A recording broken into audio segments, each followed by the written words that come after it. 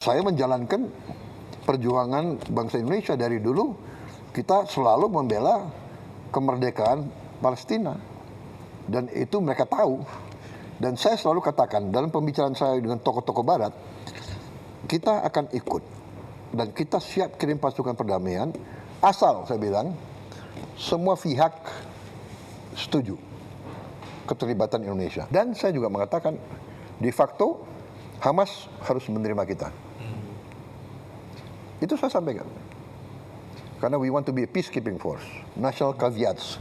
Kita tegas, kita tidak mau terlibat dalam aksi militer terhadap Hamas. Kedua, kita tidak mau terlibat dalam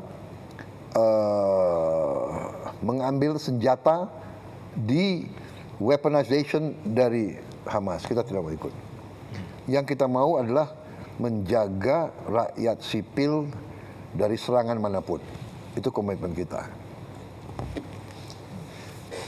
Setelah terjadi perang begini, kita konsultasi, tapi de facto-nya adalah everything on hold. Ya saya sudah umumkan. Misalnya Presiden Prabowo Subianto meminta jajaran kabinetnya untuk mengkaji kebijakan penghematan konsumsi BBM hingga work from home sebagai bentuk antisipasi jika konflik di Timur Tengah terus berkepanjangan. Presiden berharap penghematan konsumsi BBM mampu menjaga defisit APBN akibat tekanan harga minyak dunia.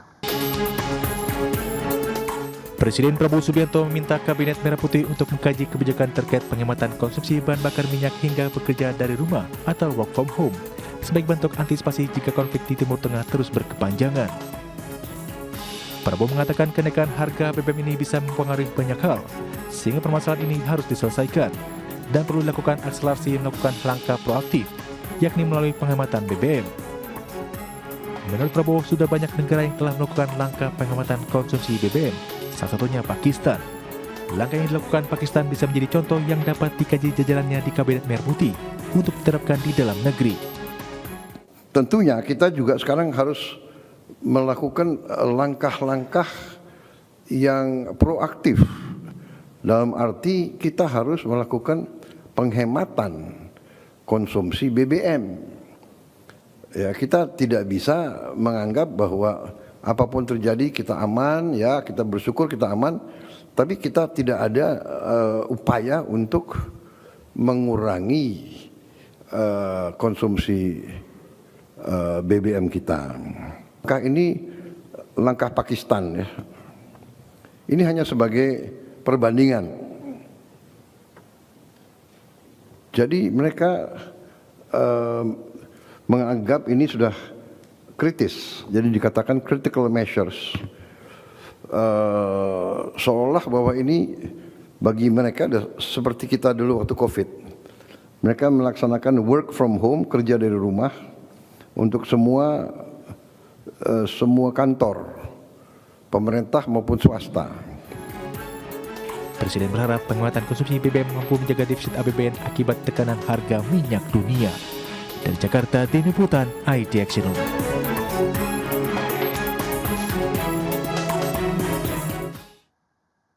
Kadin Indonesia mengingatkan pelaku usaha untuk bersikap waspada terhadap eskalasi konflik yang berkepanjangan di Timur Tengah. Kadin menyarankan pelaku usaha untuk segera melakukan langkah efisiensi guna menekan biaya-biaya operasional yang kini sulit dikendalikan. Kamar Dagang dan Industri atau Kadin Indonesia mengingatkan pelaku usaha untuk bersikap waspada terhadap eskalasi konflik yang berkepanjangan di Timur Tengah dan dipastikan akan berdampak pada sektor energi, terutama terkait fluktuasi harga minyak dunia. Menanggapi situasi tersebut, Ketua Umum Kadin Indonesia Anindya Novian Bakri menyarankan pelaku usaha untuk segera melakukan langkah efisiensi guna menekan biaya-biaya operasional yang kini sulit dikendalikan. Tak hanya itu, Kadin juga berencana melakukan tinjauan ulang terkait outlook perekonomian dalam waktu dekat, mengingat gangguan geopolitik saat ini tidak bisa dianggap sebagai fenomena sesat. Kita mesti hitung baik-baik, tapi memang mau tidak mau di dunia usaha mesti melakukan efisiensi. Ya, karena tentunya ada biaya-biaya yang tidak bisa dikendalikan. Ya kan? Dan yang kedua, ya kita juga mesti berpikir bagaimana bekerjasama dengan pemerintah untuk memikirkan program-program prioritas mana yang kita mau dorong supaya efek putarnya itu cepat. Ya. Terkait gangguan pada arus perdagangan, Anindya mengakui meski laporan spesifik mengenai hambatan ekspor belum difinalisasi, keluhan mengenai rantai pasok sudah mulai bermunculan. Bahkan beberapa perusahaan terpaksa mengambil langkah force majeure akibat terputusnya distribusi bahan baku atau logistik. Dari Jakarta, tim liputan IDX Channel.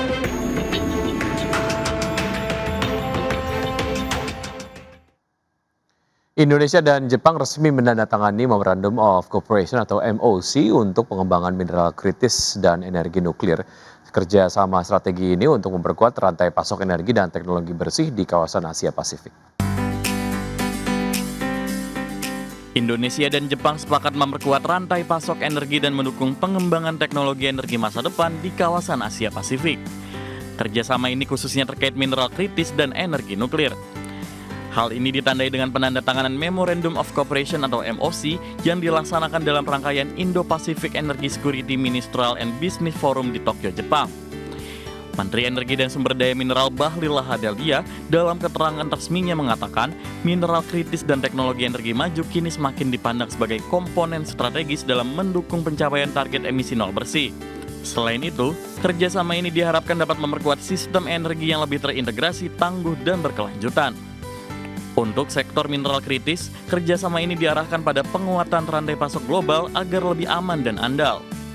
Kolaborasi tersebut menurut Bahlil diharapkan dapat mendukung pengembangan teknologi energi bersih melalui pemanfaatan sumber daya mineral strategis yang dimiliki Indonesia.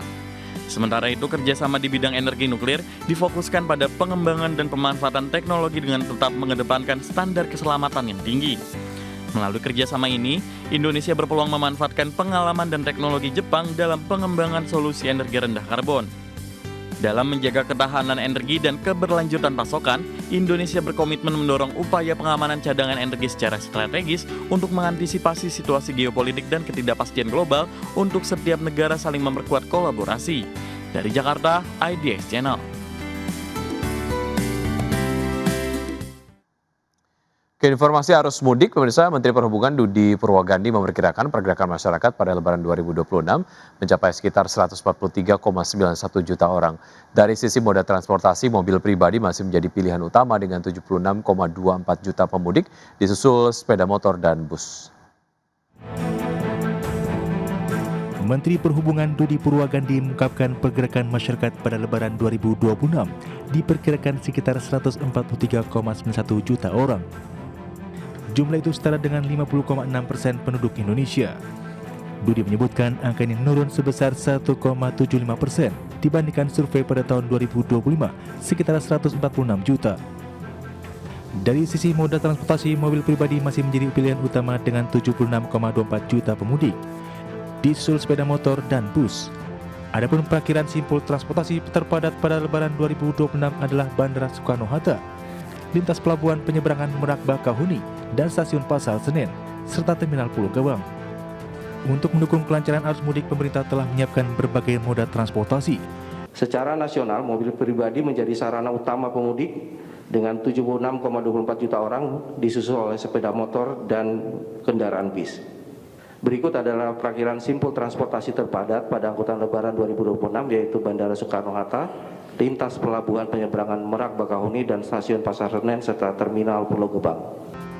Yang terdiri atas 31.000 unit bus, 840 kapal laut, 254 kapal penyeberangan, 372 pesawat udara, serta 3.687 unit sarana kereta api.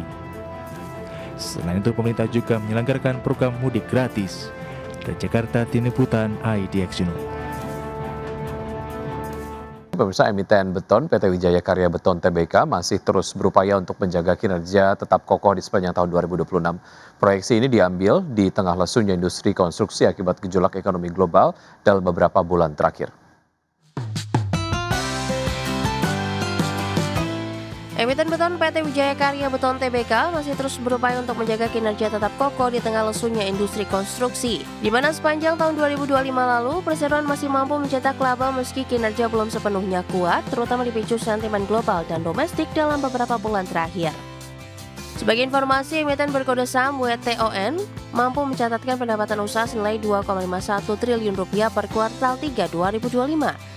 Atau turun dari 3,38 triliun rupiah di periode yang sama tahun sebelumnya. Tidaknya itu, laba bersih juga terkoreksi dalam dari 33,46 miliar rupiah menjadi 8,35 miliar rupiah per September 2025 dengan penurunan kontributor pendapatan paling signifikan berasal dari segmen konstruksi yang turun dari 440,19 miliar rupiah menjadi 57,82 miliar rupiah. Sementara itu, hingga akhir per Februari 2026, nilai kontrak baru perusahaan tercatat mencapai 559,50 miliar rupiah. Di mana secara sektoral, komposisi kontrak baru per Februari tersebut didominasi sektor infrastruktur yang meliputi jalan, jalan tol, jembatan, bendungan, danau, bangunan gedung, serta proyek sekolah rakyat dan madrasah.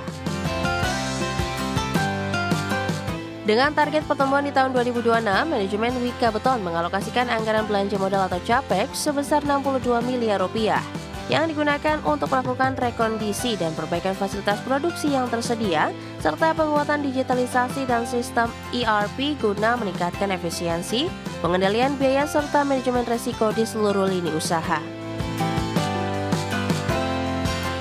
Berbagai sumber, IDEX Channel.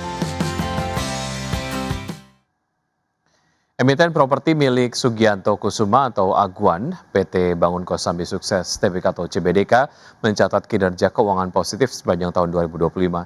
Laba bersih perusahaan melonjak signifikan seiring dengan peningkatan pendapatan dan kontribusi proyek di kawasan PIK 2. Laba bersih PT Bangun Kosambi Sukses Tbk atau CBDK pada tahun 2025 mencapai 1,36 triliun rupiah. Angka ini naik 47,52% dibandingkan laba bersih tahun 2024 yang sebesar 924 miliar rupiah. Pertumbuhan laba didorong peningkatan pendapatan neto 11,32% secara tahunan menjadi 2,50 triliun rupiah. Perusahaan juga mencatat margin laba kotor 66% dan margin laba bersih meningkat menjadi 54%. Sepanjang 2025, CBDK menyerahkan sejumlah produk properti seperti Soho Manhattan, Soho Wall Street, Bispark PIK 2, Rukan Milenial, dan Rukan Asia Afrika. Dengan total aset mencapai 23 triliun rupiah, perusahaan optimistis pengembangan kawasan PIK 2 akan terus tumbuh sebagai pusat aktivitas ekonomi baru di pesisir utara Jakarta. Berbagai sumber IDX Channel.